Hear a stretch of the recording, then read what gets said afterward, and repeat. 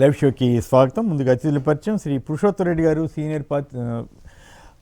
Senior పాత్రికేయులు, అలాగే రాయలసీమ మేధావుల ఫోరం కన్వీనర్, ప్రముఖ విశ్లేషకులు.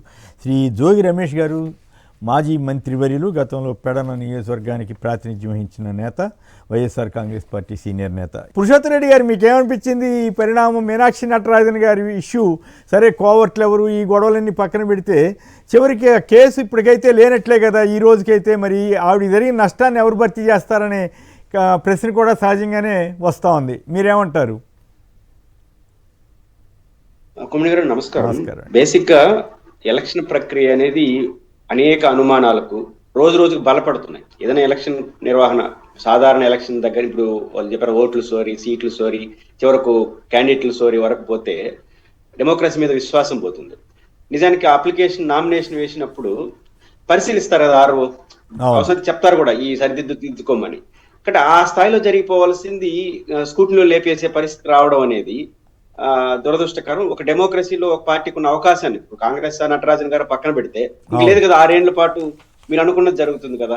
ఇట్లా చేసుకుంటూ పోతే రేపు ఆర్ఓలుగా ఉండేవాళ్ళు ప్రభుత్వానికి అనుకూలంగా ఎట్లా పడితే అట్లా బిహేవ్ చేసి అప్లికేషన్ తిరస్కరించాను ఒక ఓటుతో కొట్టేస్తే చాలా ప్రమాదకర పరిస్థితులు వస్తాయి. కాబట్టి ఎన్నికల ప్రక్రియ పైన, నిర్వహణ పైన ఇంతటి అవిశ్వాసం అనేది డెమోక్రసీకి అంత మంచిది కాదనే విషయాలు ఎలక్షన్ కమిషన్ కానీ ప్రభుత్వాలు, ముఖ్యంగా రాజకీయ పార్టీలు గుర్తిస్తే మంచిది. రైట్. ఇక ఏపీ వార్తల్లోకి వెళ్తే, విధ్వంసం నుంచి వికాసం వైపు ఒక్కో అడుగు వేస్తూ వచ్చామంటూ చంద్రబాబు గారి స్పీచ్. మళ్ళీ ఎల్లో మీడియా రాసిన తీరు అనమాట. వైసీపీ వెన్నుపోటు దినం అని చెప్పి చంద్రబాబు గారి ప్రభుత్వం వెన్నుపోటుకు పాల్పడిందని చెప్పి రాస్తే, నిరసనల పేరుతో వైకాపా రచ్చరచ్చ అంట. అంటే వాళ్ళ టీడీపీ సభలో అంత జోష్ కనిపించలేదా? అంటే ఇక్కడ వీళ్ళది అంత హోరెత్తిస్తారనేది ఇండైరెక్ట్గా ఒప్పుకుంటున్నట్ల. ప్రజాసేవకు పునరంకితం, పెత్తందారులం కాదు ప్రజాసేవకులం అంటూ చంద్రబాబు గారు చేసిన వ్యాఖ్యలో సరే, వైసీపీ మీద విమర్శలతో పాటు రాష్ట్రాన్ని కాపాడుకునేందుకు గత ఎన్నికల్లో జనం విజ్ఞత ప్రదర్శించారని ఆయన అన్నారు. అయితే మాయ ఓట్లు అని చెప్పి 50 లక్షల మాయ ఓట్లు ఎలా పోలయ్యాయన్న పరకాల ప్రభాకర్ గారి ప్రశ్నకు మాత్రం సమాధానం రావట్లేదు. రాజధాని రోడ్ల పనులకు స్పీడ్ బ్రేకర్లు వేస్తున్నారంట. అంటే అక్కడ రైతుల్ని రోడ్ల పేరు మీద వేధించబోతున్నారు అనేటువంటి కథనం కేవలం మిగతాదంతా అయిపోయినట్టు, అక్కడేదో అయిపోయినట్లు ఈ ఎల్లో మీడియా రాసిన కథనం. మరి పురుషోత్తమ రెడ్డి గారు, సంక్షిప్తంగా మీకేమనిపించింది? ఆ వార్త చూసుంటారు కదా. నిజంగా స్పీడ్ బ్రేకర్లు వేసినట్లా, లేకపోతే కావాలని ఆ రైతుల మీద ఒత్తిడి తీసుకురావడం కోసం ఈ రకమైన రాతలు రాస్తున్నట్టుగా మీకు అనిపించిందా? కుమ్మడి గారు, రాజధానిలో స్పీడ్ బ్రేకర్లు అంటూ జరిగితే అది ప్రభుత్వ వైఖరి వల్ల జరుగుతుంది. స్పీడ్ బ్రేకర్ అంటే ఏంటి? జరగాల్సింది జరగకుండా ఆ మధ్యలో ఆగిపోవడం. మధ్యలో ఆగిపోయే పరిస్థితి ఎందుకు వస్తుంది? మీ డిజైన్, మీ వ్యవహార శైలి. ప్రధానం ఏంటంటి? మనం సిఆర్డీఏకి రైతులకు మధ్య కుదిరిన ఒప్పందం 10 years లో వాళ్ళకి రిటర్నబుల్ ప్లాట్స్ ఇవ్వాలి, డెవలప్మెంట్ ప్లాట్లు ఇవ్వాలి. ఇప్పటి వరకు ప్లాట్లు ఏమీ ఇవ్వలేదు. మీరు పైపించి నారాయణ గారు 90% ఇచ్చేసినామంటాడు. అంటే రైతులు, భూములు ఇచ్చిన రైతుల గురించి ఇన్ని రోజులు ఉద్యమాలు చేసిన వాళ్ళు దాని గురించి పరిష్కారం కాకపోతే క్వశ్చన్స్ వస్తున్నాయి. మీరు రోడ్లు వేస్తారా, వేస్తారు? మీరు మీకు కావాల్సిన ఆఫీసులు రోడ్లు వేస్తున్నారు, మరి వాళ్ళకి కావాల్సిన రిటర్నబుల్ ప్లాట్స్ రోడ్లు ఆడేస్తున్నారు. కాబట్టి ఏదైనా ఒక వార్త వస్తే వీళ్ళకి సానుకూలంగా వస్తే అది వాళ్ళ ఖాతా, ఏదైనా వీళ్ళకి లోపాలు ఎత్తి చూపిస్తే ఇది స్పీడ్ బ్రేకర్లు వేసేస్తున్నారు. అంటే వాళ్ళు చేసే ప్రయత్నాల్లో లోపాలు ఎతికిన వాళ్ళందరూ స్పీడ్ బ్రేకర్లు వేసినట్టు. ఇది రాజకీయాలు ఎప్పుడు ఉన్న మాటే, కానీ అమరావతి రైతులు కూడా విశ్వసించలేని పరిస్థితికి వాళ్ళ వాదనలు వస్తున్నాయి. అంటే రాజకీయ నాయకులు చేస్తే ఒక ఎత్తండి, మీ ఎల్లో మీడియానే పనిగట్టుకుని రైతులకు వ్యతిరేకంగా బాధితుల పక్షాన, పీడితుల పక్షాల్లో ఉండవలసిన మీడియా చివరికి ఈ రకంగా వ్యవహరించడం అనేది దారుణం కదా, రైతుల్ని ఇబ్బంది పెట్టే తీరులో. కొమ్మినేని గారు, గతంలో జగన్ గారు చెప్తున్న ప్రధాన విషయాన్ని మీరు మర్చిపోయారు. రాష్ట్రంలో తెలుగుదేశం ఒకటే కాదు కదా, తెలుగుదేశం మిత్రపక్షాలు. అంటే కేవలం మిత్రపక్షాలు అంటే మీరు జనసేన, బీజేపీ అనుకుంటే ఎట్లా? 2-3 పత్రికలు కూడా మిత్రపక్షాల్లో కూటమిలో భాగం కదా. కాబట్టి వాళ్ళ బాధలు వీళ్ళ బాధలు ఒకటే కాబట్టి వాళ్ళు ఏది చెప్తే బాగుంటుంది అది చేసుకుంటున్నారు, అంతేనా? రైట్. మన ప్రయాణం భావితరాల కోసమే అన్న పవన్ కళ్యాణ్. విలువలు కాపాడితే కూటమికి తిరుగు ఉండదని పవన్ కళ్యాణ్ గారు అంటున్నారు. మరి ఆ విలువలు కాపాడుతున్నారా లేదా అన్న దాని మీద జోగి రమేష్ గారు వీళ్ళతో మాట్లాడిద్దాం. రాష్ట్రంలో కనీవిని ఎరుగని ప్రగతి జరిగిందని మాధవ్ గారు అన్నారు. ఇక లోకేష్ గారు అయితే కొంచెం అనుచిత వ్యాఖ్యలు కూడా చేసినట్లుగా అనిపిస్తుంది. జగన్ పేరులో జీ అంటే జన్జీ కాదు గొడ్డలి. డిఎస్సి విషయంలో ఆయన ప్రశ్నిస్తుంది రాజ్యాంగాన్ని అంటూ ఆయన త్వరలో కర్నూలులో హైకోర్టు బెంచ్. ఈ ఒక పాయింట్ మంచిదే, ఆయన చెప్పారు కాబట్టి చేస్తే మంచిదే, త్వరలో అని ఎప్పటికో చేసి ఉండాల్సింది. కానీ జగన్ గారి మీద రకరకాల అనుచిత వ్యాఖ్యలు చేయడం ద్వారా లోకేష్కి లాభం జరిగిందా, నష్టం జరిగిందా అన్నది కూడా ఆలోచించాలి. తర్వాత ఇక సాక్షిలో వెన్నుపోటుపై తిరుగుబాటు, వెన్నుపోటుకు 2 ఏళ్లు ర్యాలీల్లో ఉప్పొంగిన జనహోరు అంటూ కథనాన్నిచ్చారు. 2 ఏళ్ల నారాసుర పాలన రాష్ట్రానికి ప్రజలకు వెన్నుపోటు అంటూ జగన్ మండిపడ్డ వ్యవహారం కూడా, మండిపడ్డ తీరు మీద కూడా పెద్ద కథనం వచ్చింది. సూపర్ 6, సూపర్ 7తో సహా 143 హామీలు ఇచ్చారు చంద్రబాబు. ఈ హామీలు ఏమయ్యాయని ప్రజలు అడుగుతున్నారని కూడా ఆయన ప్రశ్నించారు. ఏం బాబు ఇదేనా పొదుపు అంటూ తిరుపతి సభ పేరుతోటి జన సమీకరణ కానీ, హెలికాప్టర్లు, స్పెషల్ ఫ్లైట్లో తిరిగిన వ్యవహారం మీద కానీ ఇంత కథనాన్నిచ్చారు.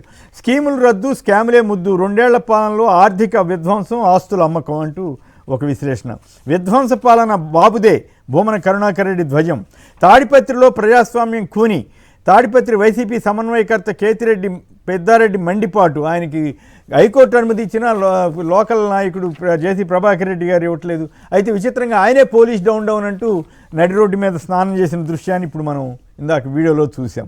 బాబు పాలన 2 ఏళ్ల పాలన అంతా అబద్ధాలు, వెన్నుపోట్లు, అవినీతి అంటూ డిఎస్సి స్కామ్పై మంత్రి లోకేష్ రాజీనామా చేయాలని సజ్జల డిమాండ్. వైసీపీ శ్రేణులపై టీడీపీ మూక దాడులు, నిధులు లేవు అయినా హామీలు అమలు చేశామంటూ 2 ఏళ్ల విజయోత్సవ సభలో చంద్రబాబు గారు మాట్లాడింది కూడా సాక్షి ప్రచురించింది. ముందుగా ఒక్కొక్క అంశం మీదకి ప్రస్తావన వెళదాం. ముందుగా జోగి రమేష్ గారు చెప్పండి, మీకేమనిపించింది? విధ్వంసం నుంచి వికాసం వైపు ఒక్క అడుగు వేస్తూ వస్తున్నామని చంద్రబాబు గారు చేసిన వ్యాఖ్యల మీద మీ కామెంట్ ఏమిటి?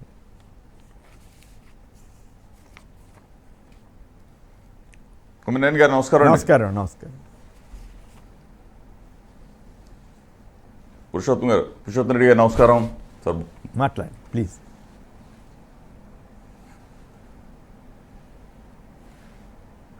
కొమ్మినేని గారు, కంటిన్యూ ప్లీజ్ కంటిన్యూ. నిన్న జరిగిన కార్యక్రమాలు మీరు చూసుంటారు. ఒక పక్కన చంద్రబాబు నాయుడు, పవన్ కళ్యాణ్, లోకేష్ మా ప్రభుత్వం ఏదో 2 ఏళ్ల పరిపాలనలో చాలా అద్భుతమైన విజయాలు చేసిందని చెప్పేసి తిరుమల వెంకన్న సన్నిధిలో వెంకన్న సాక్షిగా తిరుపతిలో జరిగిన అబద్ధాలను చూసాం, వాళ్ళు చెప్తున్న మోసాలను చూసాం. 2 సంవత్సరాల పరిపాలనకి సంబంధించి వాళ్ళు ఏదో సూపర్ 6 అమలు చేశామని చెప్పేసి తిరుమల వెంకన్నని నమ్మించే విధంగా మాట్లాడిన మాటలు అక్కడ వెంకన్న సాక్షిగా తిరుమల వెంకన్నని ఏ విధంగా వాళ్ళు ఆయన సమక్షంలో అబద్ధాలు చెప్తున్నారో రాష్ట్ర ప్రజలందరూ కూడా చూశారు. ఎందుకంటే సూపర్ 6 సంగతి దేవుడెరుగు చంద్రబాబు నాయుడు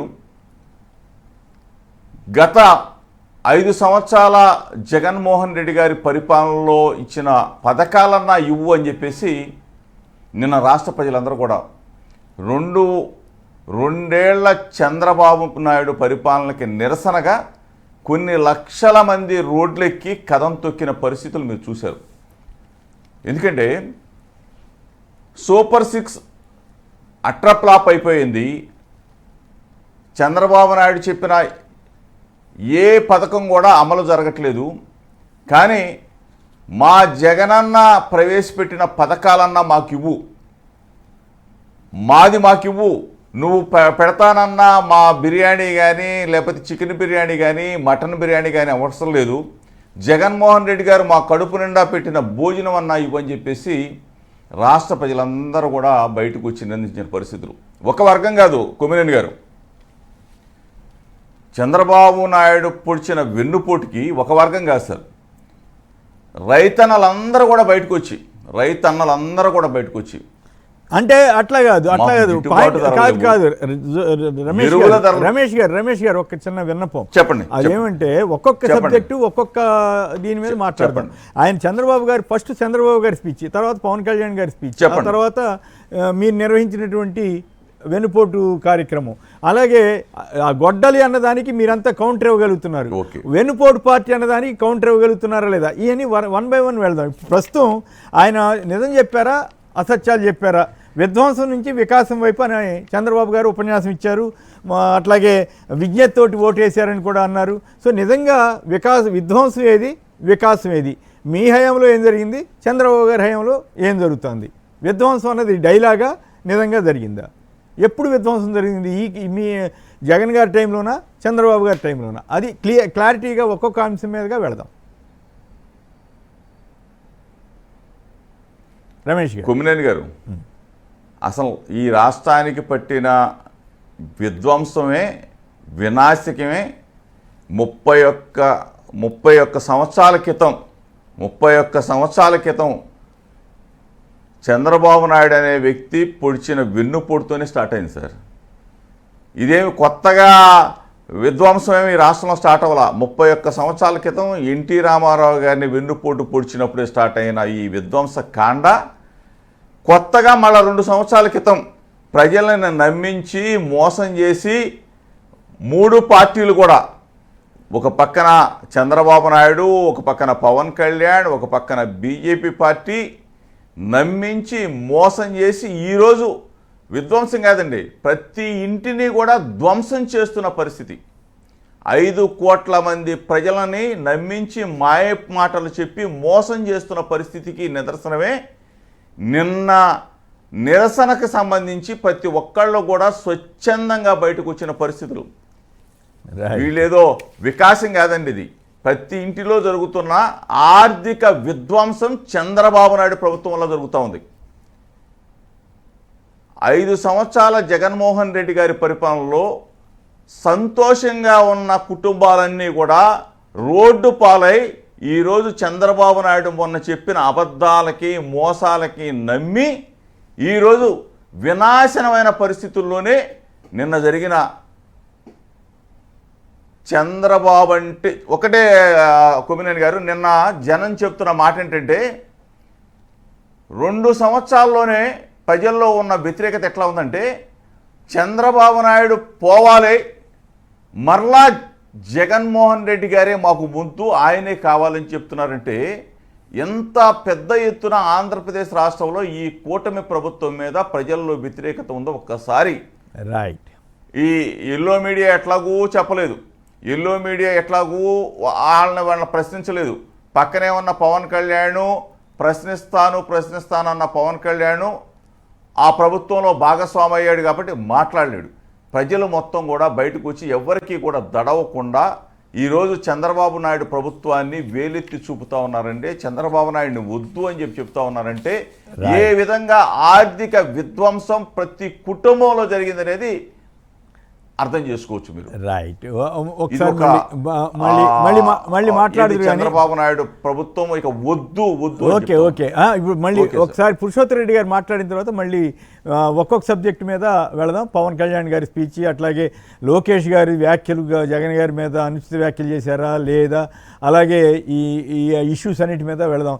ముందుగా మన పురుషోత్తమ రెడ్డి గారు మీరు చెప్పండి, చంద్రబాబు గారి స్పీచ్ కానీ ఓవరాల్గా జోష్ కనిపించిందా తిరుపతి అక్కడ సభలో కానీ బయట కానీ? అలాగే విధ్వంసం అని పదే చెప్పడం ద్వారా చంద్రబాబు గారు వాస్తవాలని చెబుతున్నట్లా వక్రీకరిస్తున్నట్లా? ఏది విధ్వంసం, ఏది వికాసం? పురుషోత్తమ రెడ్డి గారు. కొమ్మినేని గారు, బేసిక్ గా తెలుగుదేశం పార్టీకి ఇది ఒక మంచి అవకాశం. 2 ఏళ్లు పూర్తయిన సందర్భాల్లో వారు చేసిన ప్రయత్నాల్ని, చేయలేకపోయిన దాని కారణాలని విశ్లేషించి ప్రజలకు కన్విన్స్ చేసే పద్ధతిలో చేస్తే అది డెమోక్రసీ అవుతుంది, ప్రజలు అర్థం చేసుకుంటారు. కానీ అందుకు భిన్నంగా ఆత్మస్థుతి పరనింద చేసేదానికి మళ్ళీ ప్రయత్నం చేసినారు. విధ్వంసం అనే పాయింట్ కాడ నిలబడదాం. విధ్వంసం అంటే మాటలు అవి పక్కన పెడితే లెక్కలు చూద్దాం. ఈ ఆర్థిక సంవత్సరం ఏప్రిల్ నెలలో మొదటి నెల, ఫైనాన్షియర్ మొదటి నెలలో చేసిన అప్పు ఎంత? 10,000 కోట్లు కొమ్మినేని గారు. మొత్తం ఖర్చు 23,000 కోట్లు ఖర్చు పెడితే 12,000 కోట్లు ఆదాయం, 10,000 కోట్ల రూపాయల అప్పు. అంటే మీ పరిపాలనలో సగానికి సగం అప్పు చేస్తే తప్ప నెల గడవని పరిస్థితి వచ్చింది. ఇది ఆర్థిక విధ్వంసం అంటారా లేదా ముందడుగు అంటారా అని ప్రభుత్వం చెప్పాలి. ఇంకా గమ్మత్తైన విషయం ఏంటంటే, మొత్తం ఈ సంవత్సర కాలంలో 76,000 కోట్ల రూపాయలు అప్పు తేవాలని మీరు బడ్జెట్ లో ప్రతిపాదించారు. 12 నెలల కాలానికి మొదటి నెలలోనే 10,000 కోట్లు అప్పు చేసినారు. ఈ లెక్కన మీరు 1,20,000 కోట్లు అప్పు చేయరని గ్యారంటీ ఏమిటి? 70,000 కోట్లు ఎక్కడ, 1,20,000 కోట్లు ఎక్కడ? ఇది మొదటి అంశం. రెండో అంశం అత్యంత కీలకమైంది. విధ్వంసం అనే పదాలు వాడుతున్నారు కాబట్టి కొమ్మినేని గారు బడ్జెట్ లో ఆర్థిక లోటు ఎంత ఉంటుందని అంచనా వేశారంటే 12 నెలల కాలానికి దాదాపు 22,000 కోట్ల రూపాయలు ఆర్థిక లోటు ఉంటుంది ఈ ఏడాదికి. అది ఇంపార్టెంట్ పాయింట్. 22,000 మొదటి నెల 10,000 కోట్ల లోటు వచ్చేసి అంటే మీ బడ్జెట్ అంచనాలు ఎలా ఉన్నాయి? మొదటి సంవత్సరం బడ్జెట్ అంచనాల్ని 25,000 కోట్ల రూపాయలు అందుకోలేకపోయింది కొమ్మినేని గారు. రెండో సంవత్సరం బడ్జెట్ ఇయర్ ని దాదాపు 40,000 కోట్లు అందుకోలేకపోయింది. చాలా మంది ఈరోజు చెప్తుంది ఏంటంటే ఈ దఫా ప్రవేశపెట్టిన బడ్జెట్ లో 50 నుంచి 70,000 కోట్లు మీరు అంచనా అందుకోలేకపోతుంది అంటున్నారు. దాని పర్యవసనాలు ఏమవుతాయి? కేటాయించినవి అమలు కావు. దీన్ని విధ్వంసం అంటారా, వికాసం అంటారా అనేది ప్రభుత్వం సూటిగా సమాధానం చెప్పాలి. జగన్మోహన్ రెడ్డి గారి బడ్జెట్లు ఇట్లా లేవు. జగన్మోహన్ రెడ్డి గారు ప్రవేశపెట్టిన బడ్జెట్లో 5 ఏళ్ళలో ఇంత ఇన్బ్యాలెన్స్ ఎప్పుడూ లేదు కదా. అంచనాలు కానీ ఖర్చులు కానీ చాలా దగ్గరగా ఉన్నాయి కదా. కాగ్ రిపోర్ట్లు చూడండి. ఇది మొదటి అంశం. పదే పదే గొడ్డల పార్టీ, పదే పదే విధ్వంస పార్టీ ఇట్లా మాట్లాడుకుంటూ పోతే ఏం సాధిస్తారు? నిన్న లోకేష్ గారు ఏదో విశాఖపట్నం అంటున్నారు క్రికెట్ టీం కెప్టెన్ వచ్చాడా అని. ఇప్పుడు నాకు అర్థమైంది, నిన్న ఎన్నిపోటు కార్యక్రమం వైఎస్ఆర్ కాంగ్రెస్ పార్టీ చేపట్టి తెలుగుదేశం పార్టీ సభ పెట్టిన తర్వాత నాకు అర్థమైంది ఏంటంటే జగన్మోహన్ రెడ్డి క్రికెట్ లో ఎప్పుడు 11 మందే ఉంటారు. 1,00,000 మంది ఉన్నా వారు ప్రేక్షకులు అవుతారు. కాబట్టి ప్రేక్షక పాత్ర కూటమి పార్టీలు చేస్తా ఉంటే జగన్మోహన్ రెడ్డి క్రికెట్ ఆడుతున్నాడు అట్లా అనుకోవచ్చా? కాబట్టి బేసిక్ గా ఇన్బ్యాలెన్స్ వ్యాఖ్యలు మంచిది కాదు. నిన్న చంద్రబాబు గారు ఒక మంచి మాట అన్నారు, నేను బాగా మాట్లాడతారే అనుకున్నాను. ఏమన్నారంటే మేము చేసిందే కాదు చేయలేని దానికి కారణం కూడా చెప్తానని అన్నాడు. సంతోషించాను. చెప్తారేమో కనీసం కొన్ని సంక్షేమ పథకాలు అమలు చేయలేకపోయినాము. ఇప్పుడు జగన్మోహన్ రెడ్డి గారు మనకు ఓల్డ్ పెన్షన్ స్కీమ్ తీసేసి న్యూ పెన్షన్ అది మనకు ఓల్డ్ పెన్షన్ తెస్తానని చెప్పాడు. కానీ ఆచరణలో చేయలేకపోవడం, అంతకన్నా కొంచెం తక్కువైనా సరే జీపీఎస్ తీసుకొస్తానని తెచ్చి చూపించాడు. అంటే చేయలేని దాన్ని చేయలేని దాన్ని ఎందుకు చేయలేని కారణాలు చెప్పి ఒక ప్రెస్ మీట్ పెట్టి దేశవ్యాప్తంగా అంటే నేనేమంటానంటే మీరు కన్విన్స్ చేయాలి కదా. రెండోది ఇంకో ఒక్క ముక్కలో చెప్పాలంటే కొమ్మినేని గారు, జగన్మోహన్ రెడ్డి గారు అధికారంలో ఉన్న 5 ఏళ్ళు చివరి సంవత్సరం కూడా వైసీపీ కార్యకర్తలు ఇండ్లకి తరిమి మా పార్టీ ఇచ్చిన మేనిఫెస్టో ఇది, దీంట్లో ప్రతిదీ మీ ఇంటికి అందిందా లేదా అని చెప్పాడు కదా. మీరు మొదటి సంవత్సరం పోలేకపోయినారే. జగన్మోహన్ రెడ్డి గారు ఎన్నికల చివరి సంవత్సరం కూడా వెళ్ళాడు. ప్రతి కార్యకర్తను ఇంటికి పంపించి మా పార్టీ ఇచ్చిన ఎన్నికల మేనిఫెస్టో ఇది చూపించి ఇది చేసామని చెప్పారు. మీరు మొదటి సంవత్సరం రెండో సంవత్సరం మీ మేనిఫెస్టో చూపించడానికి భయపడుతున్నారు. ఎందుకు భయపడుతున్నారు? ఎల్లని జగన్మోహన్ రెడ్డి గారు చెప్పినంత విధ్వంసం కాదు. ఇక్కడ విధ్వంసం పురుషోత్తమ రెడ్డి గారు విధ్వంసం అన్నప్పుడు ఏమిటి ఆ విధ్వంసం? జగన్ గారు చేసిన విధ్వంసం ఏంటి? పోర్టులు కట్టడం విధ్వంసమా, లేకపోతే మెడికల్ కాలేజీలు తీసుకురావడం విధ్వంసమా, లేకపోతే పరిశ్రమలు ఆయన టైంలో వచ్చిన పరిశ్రమలు విధ్వంసమా? ఏమి ఫలానా విధ్వంసం అని చెప్పాలి కదా. ఋషికొండ మీద మంచి భవనం కడితే అది కూడా విధ్వంసం అన్నారు. మరి ఇప్పుడు అమరావతిలో పర్యావరణాన్ని కూడా లెక్క చేయకుండా విధ్వంసం చేస్తుంటే, కొండలు అక్కడ తొలిచేస్తుంటే విశాఖపట్నంలో, దీని విధ్వంసం అంటారా? లేకపోతే జగన్ గారు తీసుకొచ్చిన పోర్టులు ఇవన్నింటిని విధ్వంసం అంటారా? ఆ క్లారిటీ ఎందుకు ఇవ్వలేకపోతున్నారు చంద్రబాబు గారు? నిజంగా చంద్రబాబు గారి స్పీచ్ అప్పుడు ఆ జోష్ ఏమైనా కనిపించిందా మీకేమన్నా? ఖచ్చితంగా వ్యత్యాసం కనిపిస్తుంది కదా. అప్పులు సంబంధించి అప్పులు మయం అన్నారు తప్ప మొత్తం అప్పులకు జగన్ గారి కారణమని ఇప్పుడు చెప్పలేకపోతున్నాడు. నిన్నటి వరకు ఏం చేశారు? మొత్తం అప్పులకు కారణం ఆయన ఏం చెప్పేశాడు. కాలం గడిచేసరికి జనానికి నిజాలు అర్థం అవుతున్నాయి. అందుకని చంద్రబాబు గారు నేను అప్పులు మయం చేశారని ఒక మాటతో ఆపేశారు. మామూలుగా 10 నిమిషాలు చెప్తుంటాడు అప్పులన్నీ జగనే చేశాడని చెప్పి. ఈసారి చెప్పలేకపోయినాడు. చాలా విషయాల్లో చంద్రబాబు గారు కొంచెం తొత్తరపాటుకు ఎందుకు వస్తా ఉందంటే మనం ఇన్ని రోజులు చెప్పిన విషయాలకు దానికి భిన్నమైనట్టుగా సమాచారం సమాజం ముందు ఉంది. నిన్న ఆయన ప్రెస్ మీట్ పెట్టి స్పోర్ట్స్ గురించి మాట్లాడినారు. దేని గురించి ఆన్సర్ చేయరు. ఇక్కడ జగన్మోహన్ రెడ్డి గారు లేవనెత్తిన అంశాల సమాధానం చెప్పి నేను ఏప్రిల్ నెల లెక్కలు చెప్పాను. ఏప్రిల్ లెక్కలు చెప్పిన తర్వాత దీనికి ఏం సమాధానం చెప్తారు? ఇది ఫ్యాక్ట్. ఇది కాగ్ ఇచ్చిన రిపోర్టు. జగన్ గారు ప్రతిపక్షాలు సాక్షి ఇచ్చిన రిపోర్ట్ కాదు, కాగ్ రిపోర్ట్ ఇది. కానీ కాగ్ రిపోర్ట్ మీరు ఏం ఆన్సర్ చేస్తారు? కాబట్టి ఎక్కడ ఆన్సర్ లేదు. విధ్వంసం అనేది ఒక బండ సూత్రం పెట్టుకున్నారు. జగన్మోహన్ రెడ్డికి ఇన్నోడు వింటాడు, జరిగింది జరుగుతుంది, అటు వెళ్ళిపోతున్నారు. విధ్వంసం, గొడ్డల పార్టీ స్పష్టంగా సిబిఐ విచారణ పూర్తి చేసి కూడా జగన్ గారికి నోటీస్ కూడా ఇవ్వలేని కేసులో ఆయన పేరు పెట్టి మీరు మాట్లాడుతున్నారంటే మీరు ఏమన్నా చెప్పుకోండి, రిపోర్ట్లు ఏమన్నా ఇచ్చుకోండి, రియాలిటీ ఏమన్నా ఇప్పుడు మేము చెప్పదలుచుకుంది ఇదే చెప్తాము అంటే. ఇప్పుడు వైకుంఠ కొమ్మినేని గారు ఎలక్షన్ లో ఇచ్చిన హామీలు జగన్ గారు ఏం చెప్పాడు? ఎన్నికల ప్రక్రియలో మీ సిద్ధం సభల్లో నేను ఇది చేసినాను, మళ్ళీ అవకాశం ఇది చేస్తున్నాడు. ఇది చేసిందని చెప్పుకోవడానికి ఏమీ లేదు. కాబట్టి జగన్ గారి క్యారెక్టర్ అసెస్ చేసుకుంటూ ఇదే ఎన్నికల ప్రచారంగా మార్చదలుచుకున్నారు. వచ్చే ఎన్నికల ప్రచారం కూడా గొడ్డల పార్టీ, విధ్వంసం, ఈ రెండు తప్ప మేమేం చేసారో చెప్పే పరిస్థితులు లేదు. కరెక్ట్ అండి. పోర్టులు తెచ్చింది విధ్వంసం అవుతుందా? ఇటువంటి విషయాల మీద ఆయన పోర్టులు తెచ్చాడు, మేము ఇది తీసుకొచ్చాం, లేదు ఆయన ఇది తీసుకొచ్చారు. పై 23 లక్షల కోట్ల పెట్టుబడులు అని ఆయన చెప్తూ ఉంటారు. 23 లక్షల కోట్ల పెట్టుబడులు ఎక్కడొచ్చినాయి, ఏమొచ్చినాయి? ఊరికి ఆ రకమైనటువంటి ఏమంటాము. మాధవ్ గారు ఒక మాట చెప్పారు. జగన్మోహన్ రెడ్డి గారు నిన్న మాధవ్ గారు ఒక మాట చెప్పారు. జగన్మోహన్ రెడ్డి గారు గ్రామ సచివాలయాలని వేలలో నిర్మించారు కానీ రెండో ఫ్లోర్ వేయలేదు, మీరేసేది. ఆయన ఫస్ట్ ఫ్లోర్ అని వేసాడు కదా, రాష్ట్రం ప్రతి గ్రామంలో ఫ్లోర్ వేసినాడు కదా, మీరేం వేసినారండి? రెండు అంటే ఎంత బలహీనమైన అప్రోచ్ ఇది. గ్రామ సచివాలయాలు, ఆర్బి. ఒకటే ఉదాహరణ కొమ్మినేని గారు, మా జిల్లాలో మామిడి రైతులకు జగన్మోహన్ రెడ్డి గారు ముఖ్యమంత్రిగా ఉన్నప్పుడు మినిమం 12 రూపాయల నుంచి 60 రూపాయలు కిలో పోయింది. ఉల్లి రైతులు, పొగాకు రైతులు, జోగి రమేష్ గారికి తెలుసు, కృష్ణా గుంటూరు జిల్లాలో ఆ రోజు ఎంత ఈ రోజు ఎంత, నాడు నేడే కదా.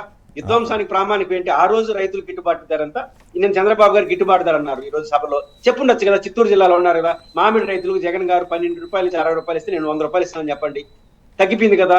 కాబట్టి జగన్మోహన్ రెడ్డి గారు చేసిన ఆర్బీకే సెంటర్లు కావచ్చు, గ్రామ సచివాలయాలు కావచ్చు, 131,000 మంది వన్ టైం 3 నెలల్లో ఉద్యోగాలు ఇచ్చేశారు. ఫస్ట్ టైం ముఖ్యమంత్రి. కానీ ఆంధ్రప్రదేశ్ చరిత్రలో 130,000 సింగిల్ నోటిఫికేషన్ ఉద్యోగాలు ఇచ్చారా? కాబట్టి ఏది సమాధానం చెప్పుకోలేక నేను ఏం చేయలేదు కాబట్టి వాటికి సమాధానం చెప్పకుండా విధ్వంసం, దానికి ఆన్సరే లేదు కదా. రైట్, రమేష్ గారు మాట్లాడండి. రమేష్ గారు. సార్, పురుషోత్తమ్ రెడ్డి గారు చెప్పారు సార్, ఇప్పుడు ఇది మామిడి రైతుల గురించి కొమ్మినేని గారు. అవును అవును. మామిడి రైతులు పాపం తోటలన్నీ కూడా కొట్టివేసుకొని వేరే పంటల వైపు వెళ్ళిపోతున్న పరిస్థితులండి. అంటే మీకు ఇందాక చంద్రబాబు నాయుడు విధ్వంసం అనే మాటకు ఒక మాట చెప్తాను కొమ్మినేని గారు, ప్లీజ్. ప్రతి కుటుంబంలో ఈ రోజున ఆర్థిక విధ్వంసం సృష్టిస్తుంది ఎవరైనా అంటే ఈ కూటమి ప్రభుత్వమే. ప్రతి కుటుంబం కూడా ఆర్థికంగా ఇబ్బంది పడుతూ ఉన్నారు. ఈరోజు రైతన్నలు గిట్టుబాటు ధర కానీ కనీసం విత్తనాలు కూడా ఇచ్చే పరిస్థితి లేదు, యూరియా ఇచ్చే పరిస్థితి లేదు. ఈ రోజున్న పరిస్థితి చూస్తూ ఉంటే రైతన్నలు వాళ్ళ ఆర్థికంగా నష్టపోయి హలో లక్షణ అని చెప్పేసి కన్నీళ్లు పట్టుకున్న పరిస్థితులు మనం చూస్తూ ఉన్నాం. ఈ 2 సంవత్సరాల ఈ కూటమి విజయవంతం, వీళ్ళు చేసే అరాచకాలు ఏది ఒక్కటి కూడా గ్రామాల్లో లేదు. ప్రతి కుటుంబం కూడా చిన్నాభిన్నమైపోయింది. జగన్మోహన్ రెడ్డి గారి 5 సంవత్సరాల పరిపాలనలో కరోనా కష్టకాలంలో కూడా సుఖంగా సంతోషంగా 3 పూటలు కూడా భోంచేసిన కుటుంబాలు ఈ రోజున పస్తూ ఉంటున్న పరిస్థితులు చూస్తూ ఉన్నాం.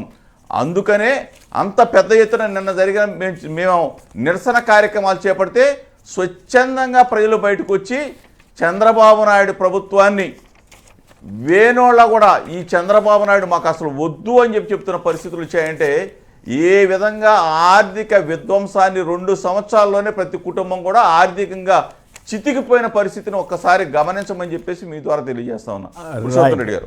అయితే ఇక్కడ ఒక పాయింట్ సమాధానం చెప్పండి పురుషోత్తమ్ రెడ్డి గారు. ఇప్పుడు విధ్వంసం వికాసం అన్న దాని మీద ఓవరాల్గా చంద్రబాబు గారి స్పీచ్లో మీకు ఏమైనా కొత్తదనం కనిపించిందా? 2, అక్కడ జనంలో జోష్ ఏమన్నా ఉందా? ఓ బ్రహ్మాండంగా చెబుతున్నారు, లేకపోతే నిజాలే చెబుతున్నారనే ఫీలింగు అక్కడ జనంలో వచ్చిందా? నేను జనం స్పందన వాటిని చూసినప్పుడు 2 కనిపిస్తాయి. ఒకటి, చంద్రబాబు గారిలో ఒక మార్పు అయితే నేను చూశాను. అదేంటంటే, నేను ఉపన్యాసాల్లో జగన్మోహన్ రెడ్డి గారిని ఎక్కువ విమర్శిస్తే మనకు నష్టం వస్తుందని గమనించినట్టుగా నాకు అర్థమైంది. 24 గంటలు ఆయన విమర్శించుకుంటా ఉంటే మనం జనం నమ్మట్లేదు, మన గురించి మనం కొంచెం చెప్పుకుందాం అనేది దానికి వచ్చినట్టు. కానీ చెప్పే క్రమంలో ఎక్కడ ఆత్మ పరిశీలన కనపట్లేదు. విధ్వంసం వికాసం అన్నప్పుడు సహజంగా ఏం చేయాలి కొమ్మినేని గారు?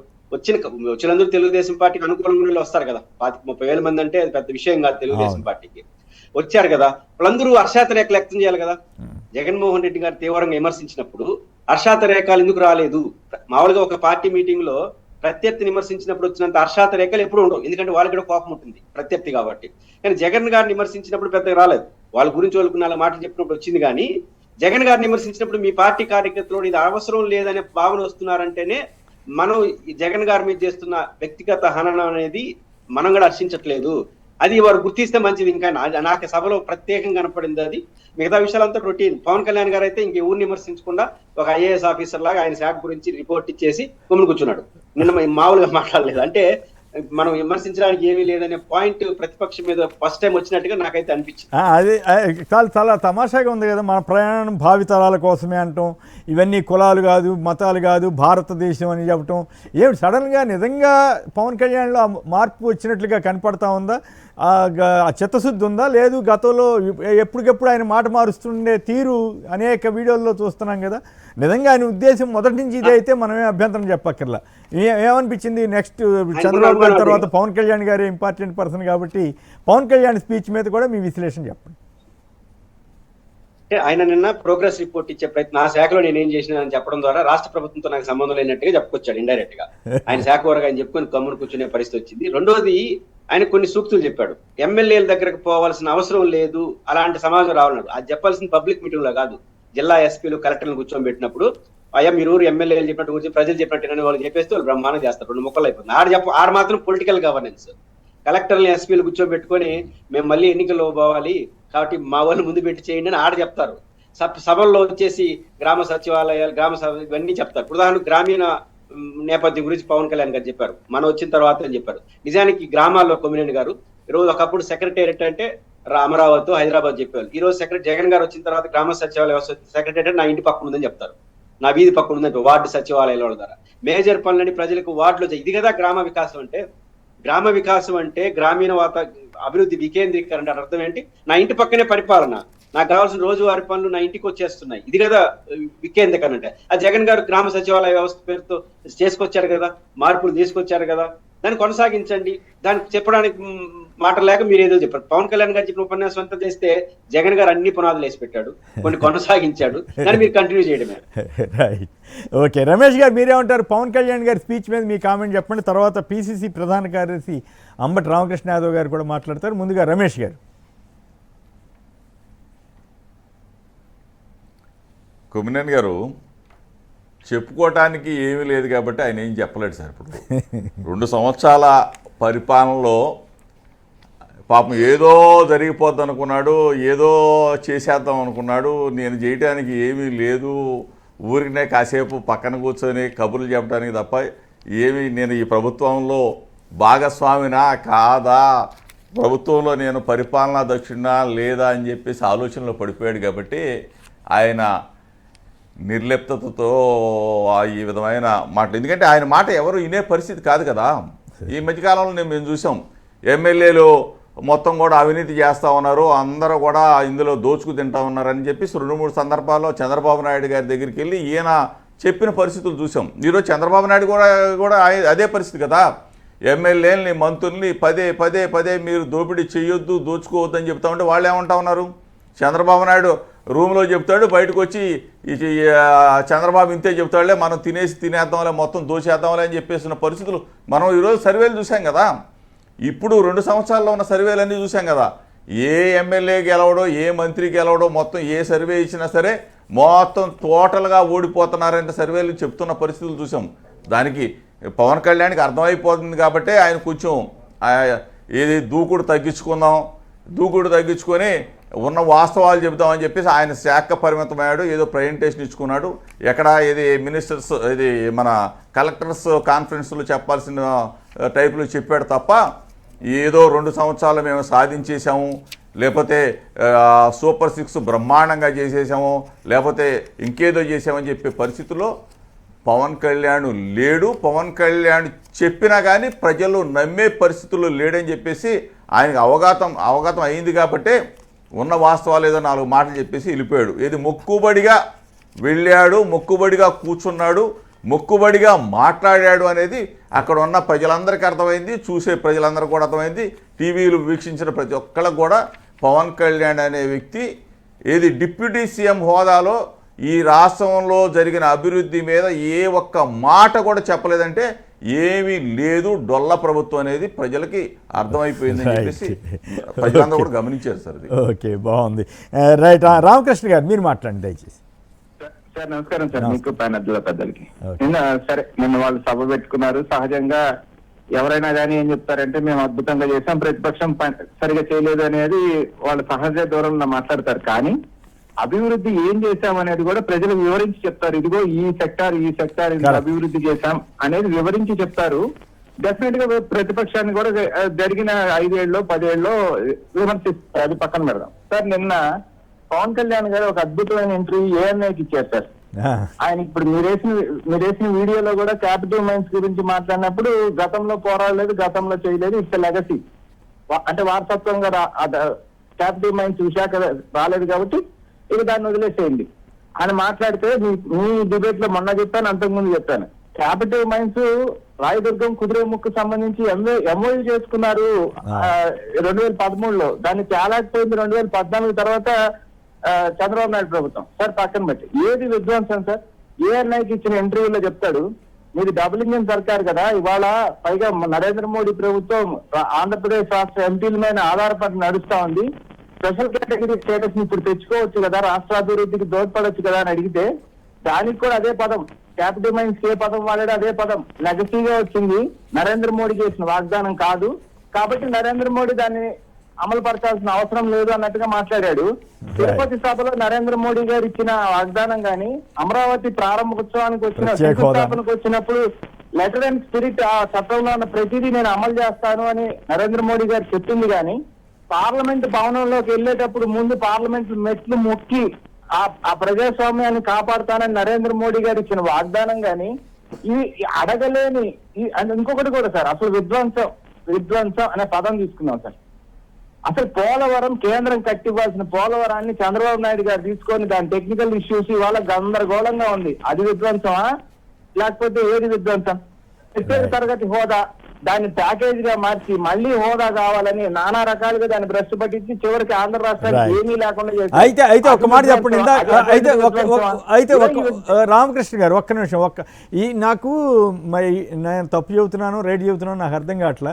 ఈ మధ్యకాలంలో చంద్రబాబు గారు కానీ నిన్న తిరుపతి సభలో కానీ అమరావతి అది ఎదిరిపోతుందని చెప్పే ప్రయత్నం చేసేవాళ్ళు కదా, ఎల్లో మీడియా కూడా బ్రహ్మాండంగా ఇచ్చేది కదా. ఈ మధ్య కవరేజ్ తగ్గించినట్లు చంద్రబాబు గారు ఉపన్యాసాల్లో కూడా దాని ఇంటెన్సిటీ తగ్గించినట్టు నాకు అనిపిస్తుంది.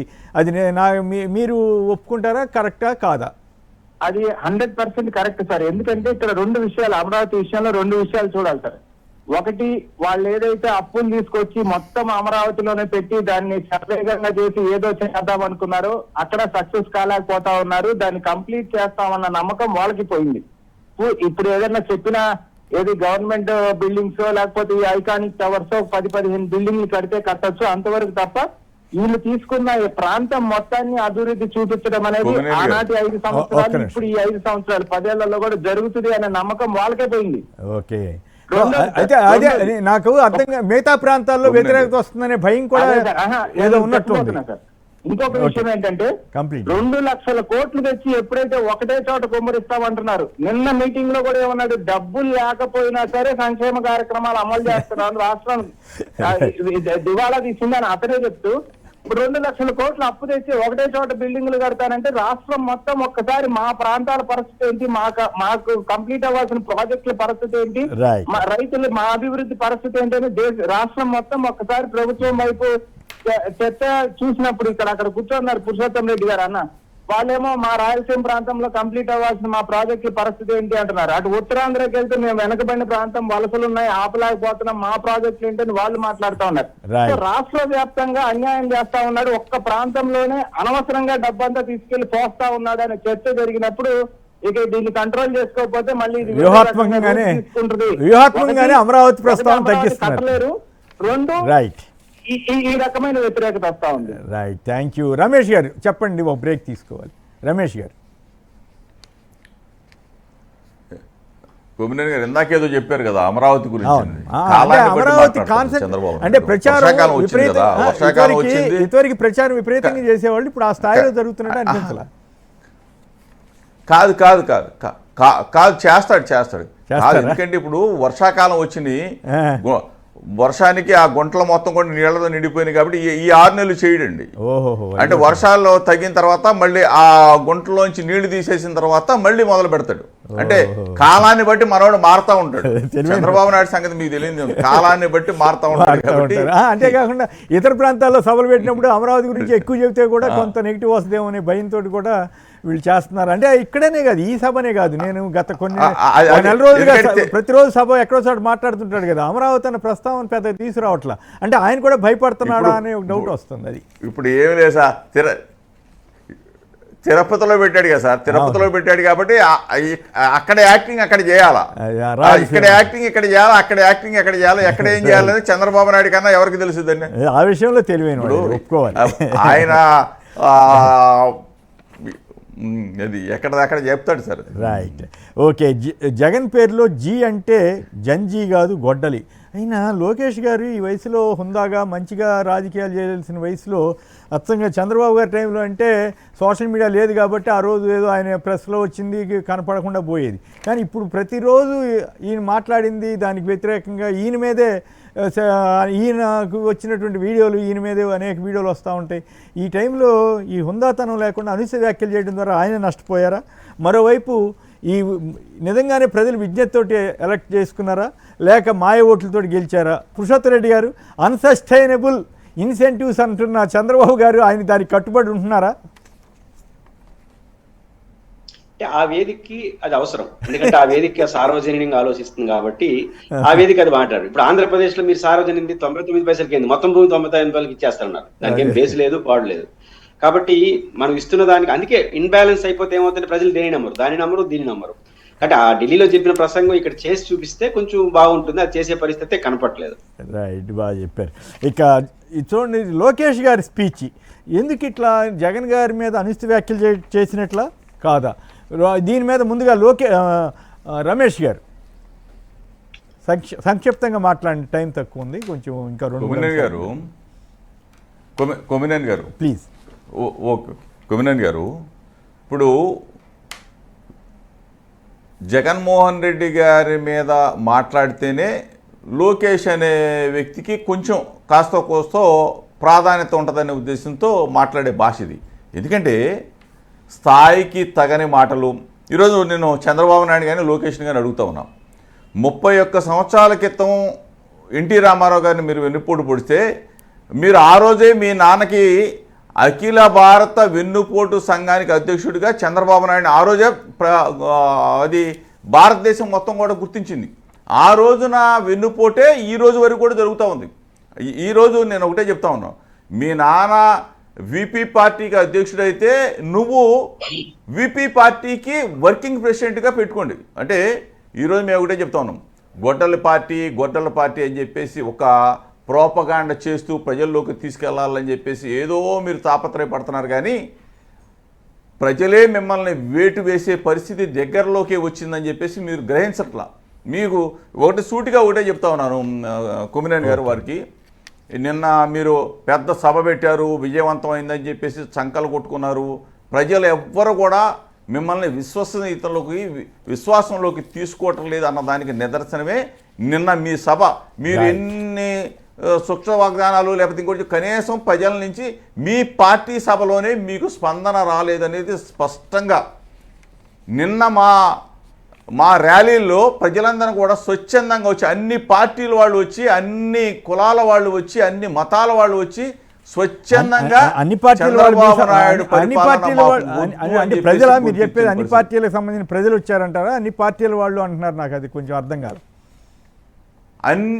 అన్ని పార్టీలు కూడా మాకు సహకరించినాయి. ఎందుకంటే చంద్రబాబు నాయుడు వద్దని చెప్తా ఉన్నారు సార్. అన్ని ప్రాంతాలు, అన్ని జాతులు, అన్ని కులాలు కూడా. ఎందుకంటే ఇది కాదు, ఆఖరికి అమరావతిలో ప్రజలు సైతం జగన్మోహన్ రెడ్డి గారే మరలా ఉండాలి, జగన్మోహన్ రెడ్డి గారు ముఖ్యమంత్రి అయితేనే మా అమరావతి ప్రాంతం అభివృద్ధి చెందుతుందని చెప్పేసి వాళ్ళు కూడా చెప్తా ఉన్నారు. ఎందుకంటే చంద్రబాబుని నమ్మే పరిస్థితిలో ప్రజలు లేరు సార్.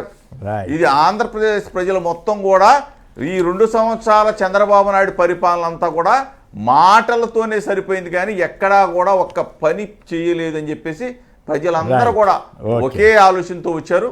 ఎందుకంటే తప్పదు కాబట్టి 3 సంవత్సరాలు భరించాలా ప్రజలు, ఇక ఆ పరిస్థితిలో ఉన్నారు. ఈరోజు వెన్నుపోటు పార్టీ అని చెప్పేసి ఈ వెన్నుపోటు సంఘానికి అధ్యక్షుడు చంద్రబాబు నాయుడు ఈ విధంగా ఇది వాళ్ళ అబ్బాయి జగన్మోహన్ రెడ్డి గారిని అంటే వీళ్ళకి కొంచెం నన్ను చూస్తారు, నేనే జగన్మోహన్ రెడ్డి గారికి పోటీ అని అనుకుంటారు అని చెప్పేసి ఆలోచనతో జగన్ గారిని టార్గెట్ చేస్తున్నారు తప్పితే జగన్ గారికి ఇతను సరిపోడు అనేది రాష్ట్ర ప్రజలందరూ కూడా తెలిసిన నగ్న సత్యం సార్ ఇది. రైట్. పురుషోత్తరెడ్డి గారు మీరు చెప్పండి, గొడ్డలి అని జగన్ అంటే జీ అని ఇట్లా అనుచితమైన భాష అని నాకు అనిపించింది. మీరు అనుకుంటున్నారా కాదా? మరోవైపు కొడాలి నాని గారు గొడ్డలి అన్నదానికి అంతకుముందు సజ్జల గారు కూడా చెప్పారు, మంచి కౌంటర్ ఇచ్చారు. మాది వెన్నుపోటు పార్టీ అని అనలేని పరిస్థితి వాళ్ళది, వెన్నుపోటు కాదని చెప్పలేకపోతున్నారు కదా, డైరెక్ట్గా చెప్పగలుగుతున్నారా? సో ఈ లోకేష్ గారి భాష గొడ్డలి, వెన్నుపోటు, ఈ రెండింటిని మీరు ఎట్లా చూస్తారు? కొమినేని గారు, నిన్న లోకేష్ గారు ఒక కీలకమైన అంశం ప్రస్తావించారు. ముఖ్యంగా జగన్మోహన్ రెడ్డి గారు మన మీడియా సమావేశంలో కాక్రోచ్ గురించి, అదేవిధంగా జెన్జీ గురించి మాట్లాడారు.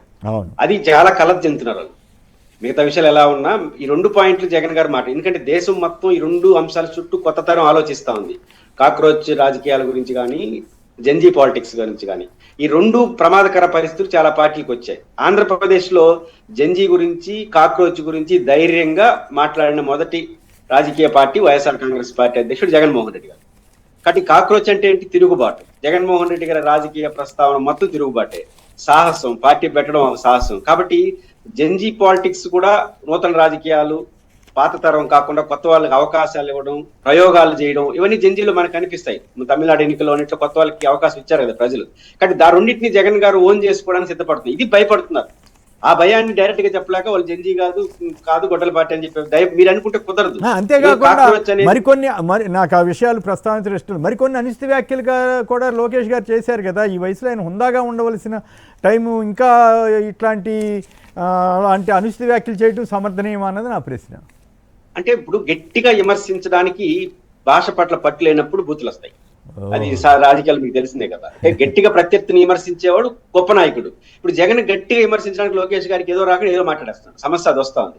ఇప్పుడు ఉదాహరణకు నిన్న ఈ పదజాలాలతో పోతే ఏమైంది? రాయలసీమగా మార్చిన ఘనత చంద్రబాబు నాయుడు గారిని. రాయలసీమగా మార్చేది ఏంటి? సంతోషం అన్నారు వాళ్ళు, పొరపాటున రాయలసీమ అనేస్తాడేమో అని చెప్పేసి.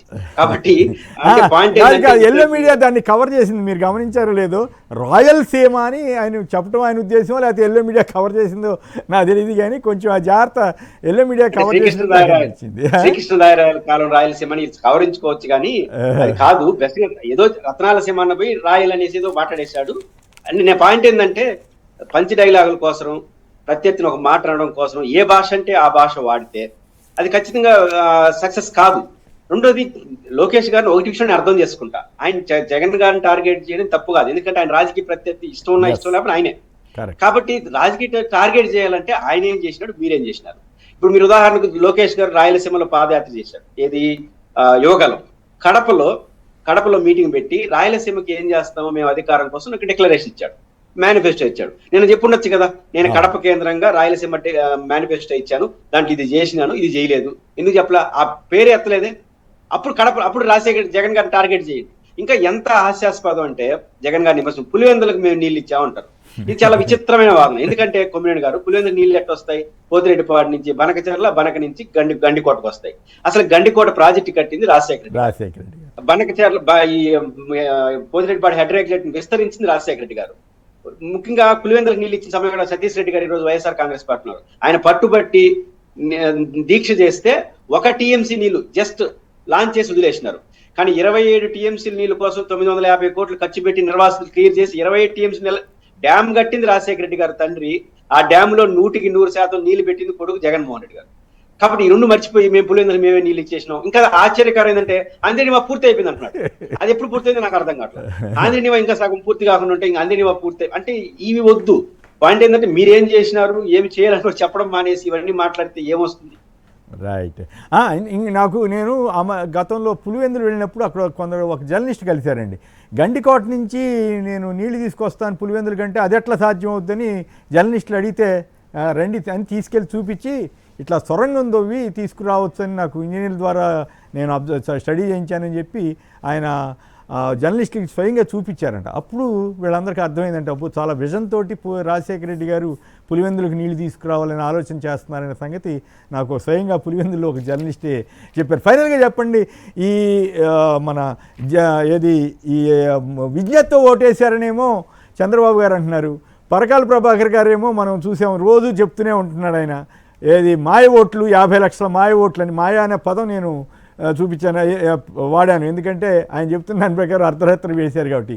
విజ్ఞతతో ఓటు వేస్తే గెలిచారా, మాయ ఓట్లతోటి గెలిచారని మీరు అనుకుంటున్నారా? పురుషోత్తమ్ రెడ్డి గారు. కొమ్మినేని గారు గెలుపుగా ఓటమిని చూద్దాము. పాయింట్ ఏంటంటే, పరకాల ప్రభాకర్ గారి ప్రశ్నలకు ఆన్సర్ లేదు.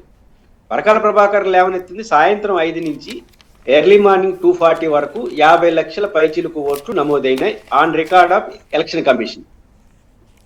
జగన్మోహన్ రెడ్డి గారు ఓడిపోయింది 50 లక్షల ఓట్లతోనే. సాయంత్రం 5 నుంచి తెల్లారుజాము 2:40 వరకు 50 లక్షలు. ఇది అనుమానాలకు దారి తీస్తుందని ఒక హేతుబద్ధమైన ప్రశ్న ఖచ్చితంగా ఆన్సర్ చేయాలి కదా. అవును. 5 గంటలకేమో 3 నిమిషాలకు ఒక ఓటు వేస్తాడు మంచి మూడ్ లో ఉన్నప్పుడు, తెల్లారుజాము నిద్రపోయేటప్పుడు 3 ఓట్లు వేస్తాడు. అంటే ఇవన్నీ ఎలక్షన్ కమిషన్ రిపోర్ట్స్. రైట్. కాబట్టి వీటి ప్రశ్నకు సమాధానం చెప్పితే గెలుపు కూడా అపహాస్యం అవుతుంది. అది తెలుగుదేశం గుర్తించాలి.